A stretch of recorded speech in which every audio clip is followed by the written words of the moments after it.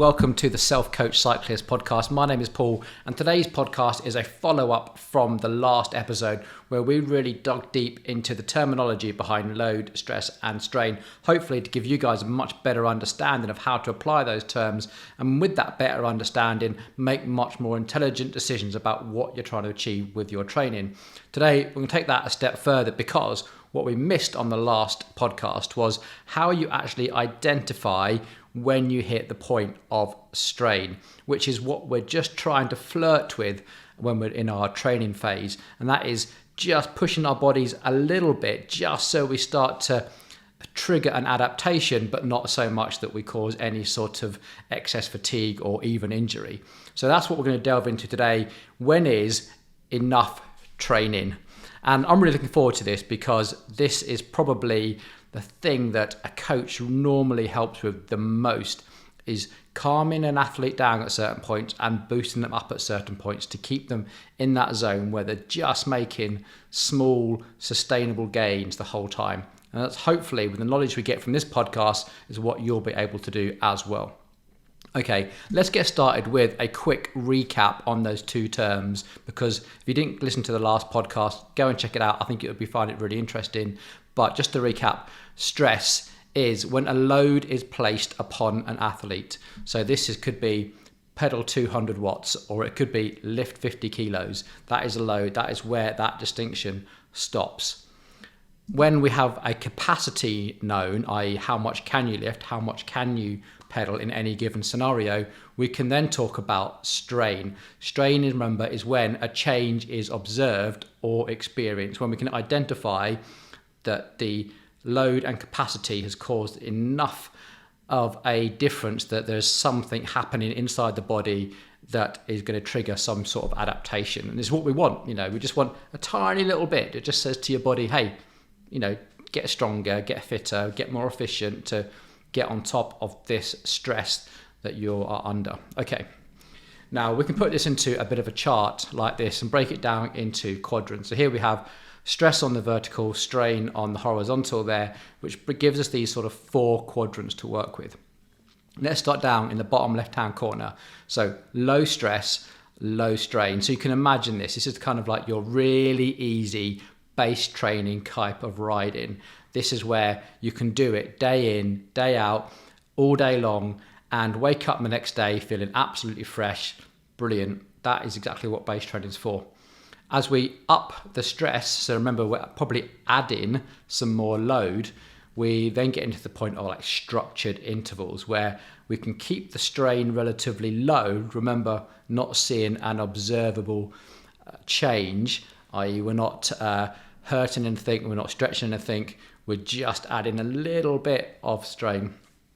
And this is much more what we get from the structured intervals, where we can add a bit more stress, but we're not necessarily getting to that point.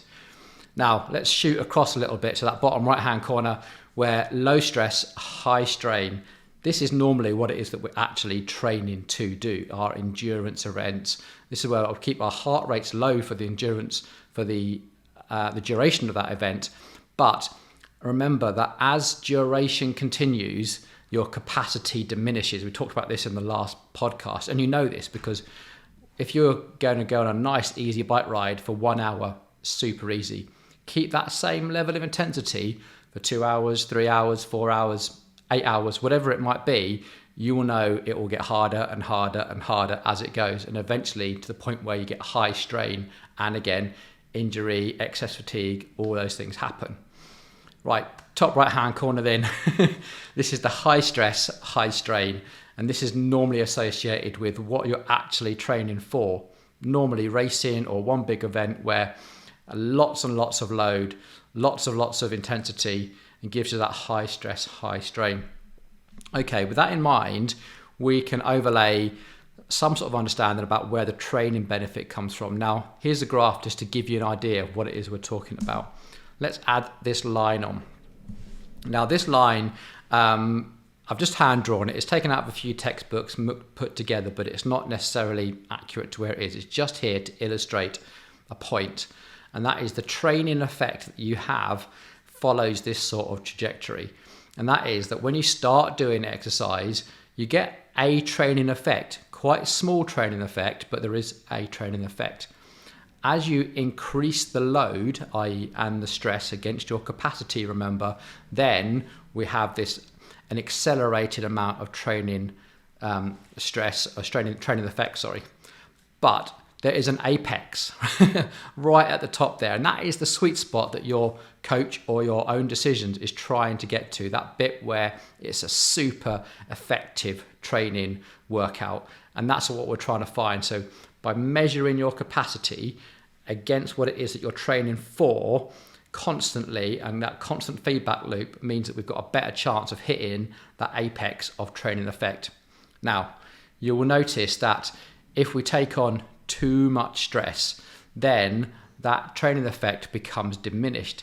There is still a training effect, but you'll see where we've cut that line off is because that's where I think we get into that realm of potentially picking up overtraining problems, where the excess fatigue means a extended period of recovery which mitigates the training effect, or you're into an injury type of scenario as well. So there is this time when, yes, it can still be an effective training method, but it carries a high risk, potentially high reward. So it's easier to hit that training effect line, but it's a high risk strategy. Whereas the mixing your two intensities together like this can be a lot more effective. So here we put in a couple of dots on here. Now, two types of training methodologies that you've probably heard us talk about before on this podcast are on this diagram. The yellow dot there, the sweet spot training, as we've just talked about, this is fairly easy to find a point on that training effect line, but it comes with high risk, high reward. So if you do too much of it, you can get very over fatigued. But on the polarized side, if we do lots of that low stress, low strain and base training, we can stay on a small gains, but in a very, very sustainable way.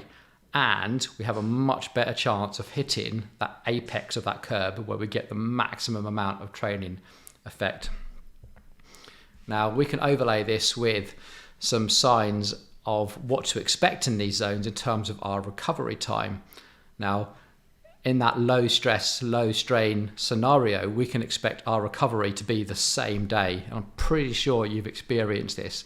Let's say that you've gone out for a family walk in the morning, and yet by the afternoon it feels like you can do it again.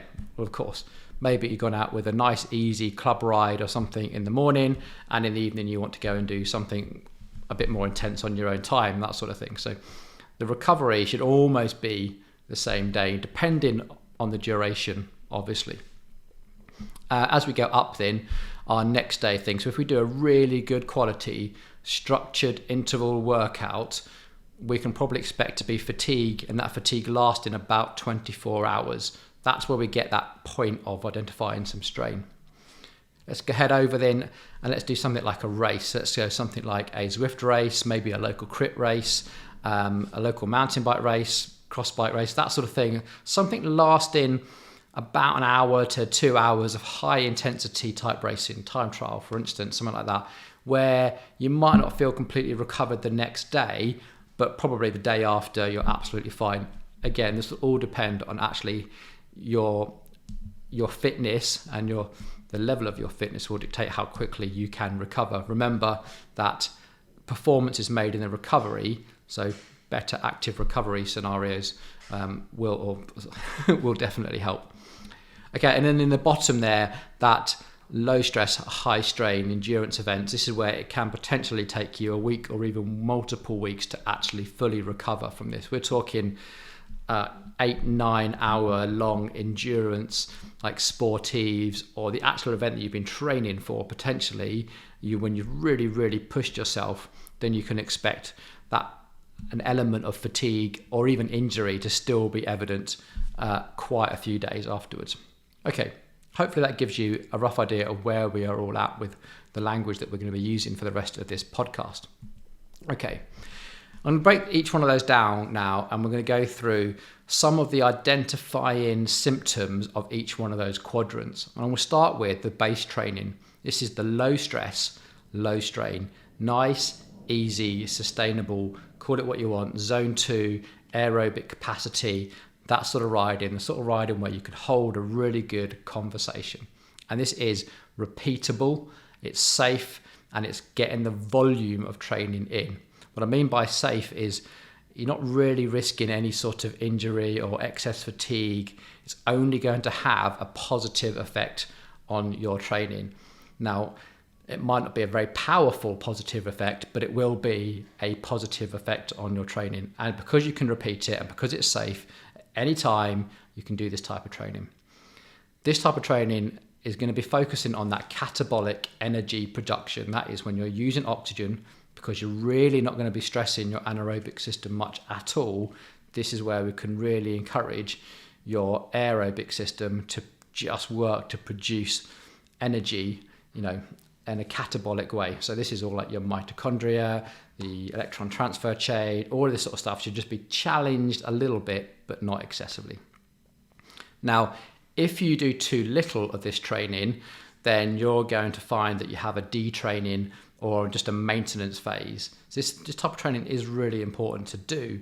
On the same side, if you do too much of this training, you're going to creep into the other quadrant where, remember that capacity diminishes as duration continues. So if you do longer and longer rides, or you do more and more frequent rides, and your body's not prepared for it, then you're going to start to pick up repetitive strain injuries. And I've used that word strain because, remember, strain is when we observe a change.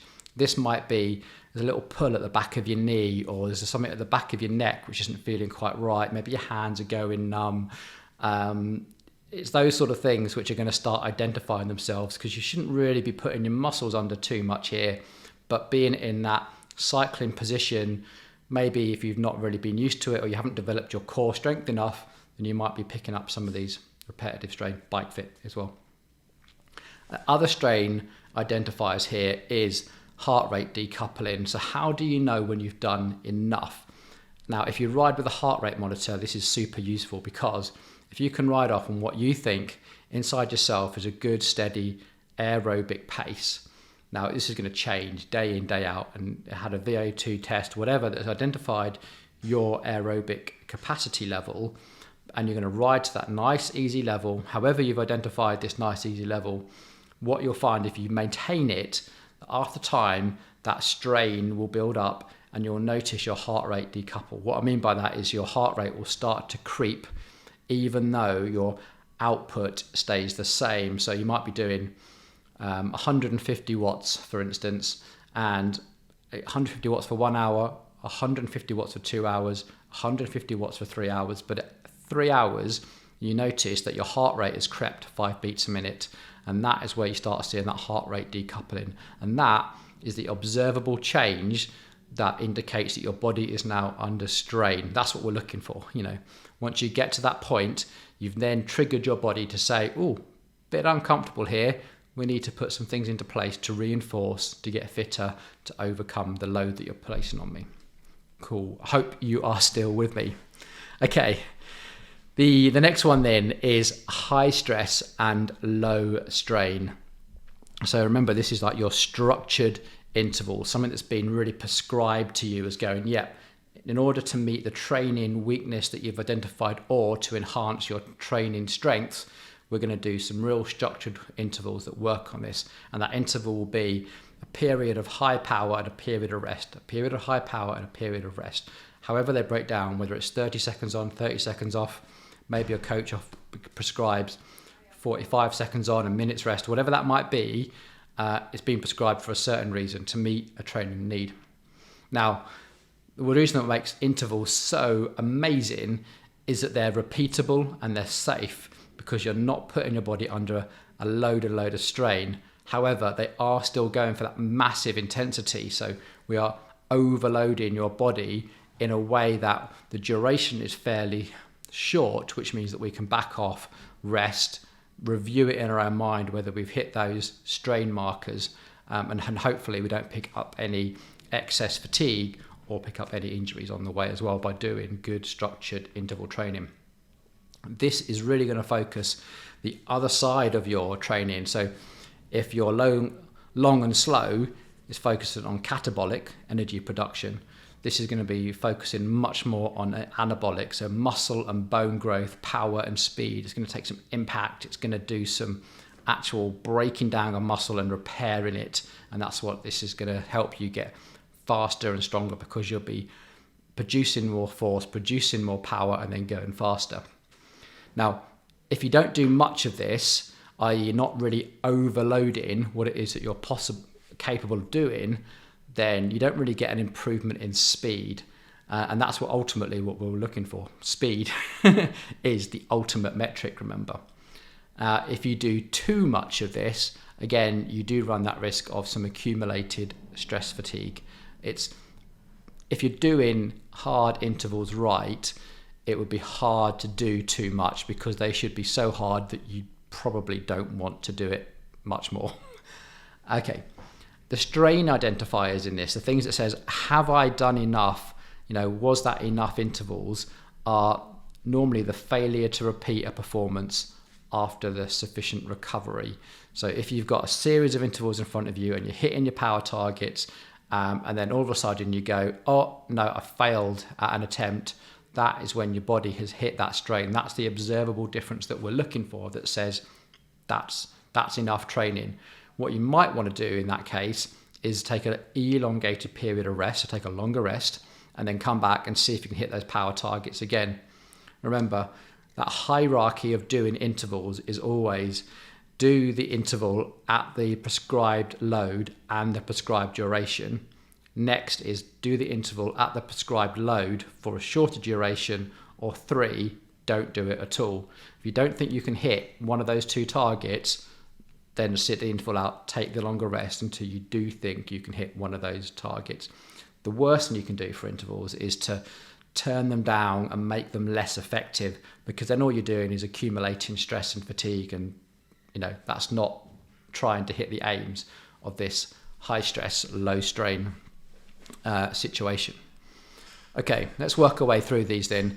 High stress, high strain, you can associate this with racing, and it's one of the reasons where many coaches just raise an eyebrow to things like ZWIFT racing, because until recently, this sort of activity, you wouldn't actually do that often. It might be a race twice, maybe 3 times a month at most.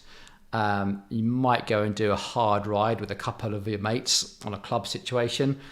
But ZWIFT has opened up racing to day after day, even multiple days a day, multiple times in a day if you really, really wanted to. And what we're seeing is this is leading to a massive amount of fatigue, because it's great, it's addictive, it's lovely, it's exciting, but we've never come from a background of doing that. Racing was something that you look forward to at the weekend or on a Tuesday night or whatever your local time trial is. It wasn't something that you would do multiple times, definitely not in the same way that you do on ZWIFT. And you don't really ever let off as well, because it's on a turbo train and there's never any sort of a downhill. It can be very, very fatiguing. Now, you do get that high risk, high reward situation where, yes, of course, if you do some of it, yes, you'll start hitting that efficiency line. Remember that line that we drew at the start about the training effect, but it also comes with that high risk. So the best way of thinking about the racing situation is for you to use your specific fitness. That's what you're training for, after all. This is why you're doing this training, to overcome those training needs and become better at this thing. If we do too little of this, then there is that risk that our lactate tolerance diminishes and our racecraft diminishes. So you do need an element of this type of training, because when you're starting to overload your anaerobic system a little bit, that burning leg sensation, that ability to clear lactate, you do need that in there. So it is important to do some of this sometimes, which is why when you look at the polarized training model, it never says that you can truly ignore this, because it is still important, and you'll normally do it naturally in your racing. Also, racecraft is super important. If you are racing, then actually getting involved in racing, working out those strategies, when to attack, what you need to eat, when you need to eat, all part of that racecraft, and that is a really, really important part of being a successful athlete. Okay, Too much of this, we've laboured this point a little bit, is when you get accumulated stress fatigue. In the last podcast, we talked about training stress score, the exert strain score, and are they actually a load score as opposed to that? And normally you'll recognise this because we've got lots and lots of things available to us. And again, there was a podcast about this, about identifying accumulated stress, things like heart rate variability, things like appetite, mood, or hormones, all those sort of things. Accumulated strain injuries is that little niggle that you might feel like, your shoulders aren't quite right, or you just got a little bit of a knee injury. Don't ignore that. That is, your body giving you a little yellow flag and say, oi, sort this out. Don't try and train on top of that. It's not going to help. So the strain identifiers thing, the things that says, I have done enough of this type of training, is muscle soreness, big one. And that can be the delayed onset muscle soreness as well, which normally comes if you're not that adapted to this particular type of exercises. So don't expect muscle soreness just to be on the day, in the moment. It could be one, maybe 2 days afterwards as well. You'll definitely feel exhaustion. If you're doing this, you should feel tired. In the moment, you should feel tired. You'll be going through an awful lot of carbohydrate. Blood sugar will be diminishing. You'll be feeling physically tired. And that feeling of physically tired can go on for a couple of days, like we talked about. And you'll definitely notice a loss of speed and a loss of power, essentially what they call bonking, when it feels like you're putting all the effort in, your heart rate's still really high, but you are now just starting to go slower and produce less power, even though you're trying really, really hard. So those are the identifiers where that is that observable change that we talked about. So if you spot that, that is when you have done enough to trigger an adaptation. Okay, finally then, onto those endurance type rides. This is the long endurance, not the base type of training endurance. This is the low stress, high strain. And it's high strain because the duration is long enough to make it high strain. Remember that your capacity will diminish. So even though you can do a 250 watt, 300 watt FTP, remember after hour 3, after hour 4, that is not a 300 watt FTP. That has been diminished. And that is why it becomes high strain. So even though you're still going quite slowly and not putting much load, the strain is still high. So this is really what we do for completing our endurance events. This is what we're training for, to complete these big endurance challenges. And this should be when you're trying to test your capacity. It's what we do these things for. Why do we do endurance rest events? Well, to see if we can, to see if we're capable. And it's a massively rewarding thing to do, is to go, I took on that challenge and I've done it and I've overcome it. And that is my capacity as a human. Now, if you don't do much of this, the too little approach, this is when you can be potentially underprepared for your event. And you can imagine standing on the start line of a marathon, having only ever run 3 miles before, is probably not good preparation. Stand on the start of a marathon, having run at least 12 or 15 miles, probably would be adequate. People, you can argue that as much as you want, but you get the idea.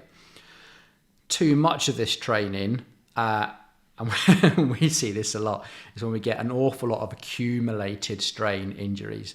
This is when you might be at your absolute peak fitness and you might be doing really, really well, and just those little niggles that you try and ignore are still there. And those accumulated strain injuries can then turn into what we call quite chronic pain. So really long lasting. I know this is where I, pretty much retired from endurance sport after one of these strain injuries, had just done too much, and eventually hospital operations, and the chronic pain lasted for a couple of years before I really was able to use that again. So don't ignore it. Take that from first-hand experience. These are important. So the strain identifiers here are really, really important, because these can actually be quite long-term. And when we say chronic means long-term. That is joint pain. If you are experiencing joint pain and you've got to stop, go and get it sorted out. It is not going to get better on its own. You've got to take action about getting that sorted. You'll definitely experience some swelling, whether that's either from water retention or whether that's from your muscles trying to heal themselves. you're definitely going to get muscle soreness because your muscles have just been active for so long. Definitely feel tired towards the end of the ride or even halfway through it, and definitely feel tired for multiple days afterwards. And you'll definitely see heart rate decoupling, not just in the activity itself, but you'll probably see an elevated heart rate for quite a few days afterwards. So for instance, if you're resting heart rate, when you wake up in the morning, your heart rate is say 50 beats a minute, you might find it's actually 65 beats a minute in the morning for several days, while your body is still trying to process this level of activity. Okay, so that is bringing down those 4 quadrants. I'm just going to wind this podcast up with 2 things just to really put this into context for you, and that is to recognize in a training ride, and that is assuming that you're doing a training ride, are you training or are you doing? Now, there's nothing wrong with just going out and doing. You can go out and do racing and go out and do enjoy and ride with your friends, but when you've made a decision to take on a training ride, this is what we can expect from it. So in a training ride, what it is we're trying to do is find that minimum effective dose to trigger an adaptation. We want it to be a fast recovery. We want to be ready to go the next time. We want it to be frequently repeatable, whether that's an easy base training ride or whether that's intervals. We don't want to feel excessive fatigue because we want to build up the volume of our training. We want measurable progressive overload over time. So always constantly evaluating, did I apply enough load to get those strain indicators? And is that prescribed load relative to your current capacity? Keep feeding back, was it enough or was it too much? And that's all we're looking for in this, is just enough, just to pick over that line of going, I've identified a change and I'm going to stop there, because if I go on, the risk to reward ratio is too high. If I keep it where it is, I've got the reward, I've taken a little amount of risk, and therefore I can train the next day. And that's where those fitness gains come from. That's just measurable progressive overload. Okay, and then if you're just doing, remember, it's fine, it's good, it's why we do it, remember. It's why we're doing the sport. Remember, think of it as a test of your capacity, and that is that the long recovery that it requires might mitigate the gains that you made in the ride itself. So if you go out and do a 4-hour ride on an evening, but it takes you 2 days to recover, those 2 days to recover might mitigate the actual fitness gain that you got from doing the ride in the first place, which, it's fine. Just as long as you recognize that and that's what you're doing, that's fine. Make good, intelligent decisions. If you try and repeat it, it's going to lead to overtraining symptoms we talked about in a previous podcast. But it is essential to establishing our current capacity, because how can we do an effective training program if we don't know what the capacity is? And this is where you find out what the capacity is. However you do that, we'll talk about that in another podcast, I think. The problem with this is that random efforts can make it really hard to focus on any one improvement. So because you're going uphill, downhill, making little surges, riding at the back of the group, riding at the front of the group, you're not really spending a structured amount of time like you would be an interval where you're doing 30 seconds of power, 30 seconds rest. You might be 23 seconds of power, a little bit of rest, 2.5 minutes of power. It's hard to actually find what it is that you're improving, or whether, what's actually making the effect. Whereas with a structured interval, we can identify that much better. Now, the great thing about this is that if you're doing this as part of your training, you'll be like, well, this is what I'm doing, and I seem to be getting fitter. My FTP score's going up. I'm doing this on Zwift. I'm doing that with the club, whatever it might be. Yes, you will definitely get fitness gains. Remember that line that we drew, because you've got a much better chance of hitting that training effectiveness. But as you do more, this strategy becomes less and less useful to you. And you'll find that you actually reach a fitness plateau relatively quickly. And breaking that fitness plateau can be quite hard, because if you just do more at this type of intensity, then you just end up with more risk of fatigue and injury. Whereas if you can be clever, separate out your training, you can do some really good, intelligent stuff. Okay, so your key takeaways for this podcast is, are you going out on a ride today, and are you racing? Are you riding, or are you training? ask yourself that question before you do anything else. If you're racing, great, you're racing. Have you done enough of it? That's up to you. Are you just riding with your friends? Great, enjoy it. Know the impact that might have on your training. If you're going out on a training ride, have you got a plan? What element are you actually training for? What's your purpose? What are you trying to achieve? And do you know when to stop? That's been the whole point of this podcast. Identifying those points when you go, that's enough. I've done enough. I've triggered the adaptation. Let's call it a day. And then tomorrow I know that I should be rested and I can do it again. And it's that repeatability, that consistency that really, really makes the difference. And yeah, if you're racing or riding, all you've got to do is go, yep, this is what I'm doing. I'm having fun. I'm doing my sport. Just consider the impact on the recovery and adjust your planned training to suit. And you should be completely golden. Well, that's it. That's the end of the presentation and this sort of chat. I hope that's been really useful to you. Just to very recap, remember, strain identifies. Identify that point. Be clear in your mind what it is you're trying to achieve. And I'm sure you will be successful in your training. Brilliant. Thanks for listening, everybody. Until the next time, take it easy.